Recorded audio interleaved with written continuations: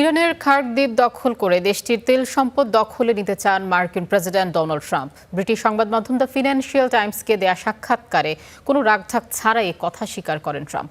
ইরানের স্থল অভিযানের এমন পরিকল্পনার মধ্যেই তার দাবি ইরানের সাথে আলোচনা ভালো হয়েছে। এদিকে ইরানে স্থল অভিযানের বিরুদ্ধে কঠোর হুঁশিয়ারি দিয়েছে আইআরজিসি।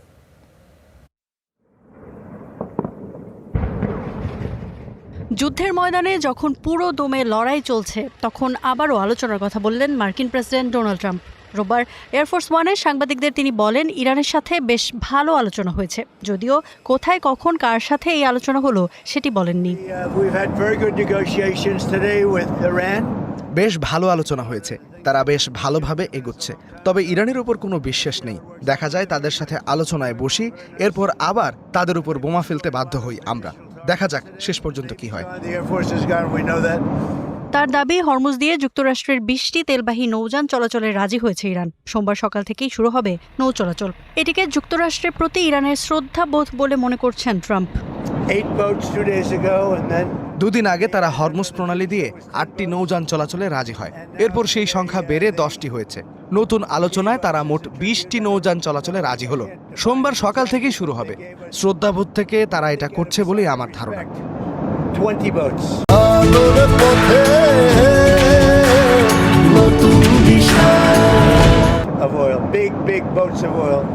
তবে ফিনান্সিয়াল টাইমসকে দেওয়া সাক্ষাৎকারে ট্রাম্প যা বলেছেন তাতে বেরিয়ে এসেছে এই যুদ্ধের আসল উদ্দেশ্য। কোনো রাখঢাক না করেই বললেন খার্ক দ্বীপ দখলে নিয়ে ইরানের তেলের নিয়ন্ত্রণ নিতে চান তিনি। সত্যি বলতে আমার সবচেয়ে পছন্দের বিষয় হলো ইরানের তেল দখল করা। কিন্তু যুক্তরাষ্ট্রে কিছু গর্ধব আছে যারা বলে তুমি এটা কেন করছো, কিন্তু তারা আসলে গর্ধব। আলোচনার কথা বললেও হরমুজ প্রণালী ও ইরানের খার্ক দ্বীপে অভিযানের পথে হাঁটছে যুক্তরাষ্ট্র। যুক্তরাষ্ট্রের এমন পরিকল্পনায় কঠোর হুমকি দিয়েছে ইরানের আইআরজিসি।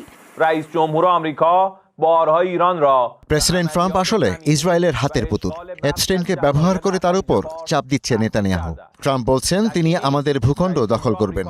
তাকে বলতে চাই, এমন পরিস্থিতির জন্য আমরা বহু বছর ধরে নিজেদের প্রস্তুত করেছি। এমনটা হলে মার্কিন সেনারা উপসাগরে হাঙ্গরের খাবারে পরিণত হবে।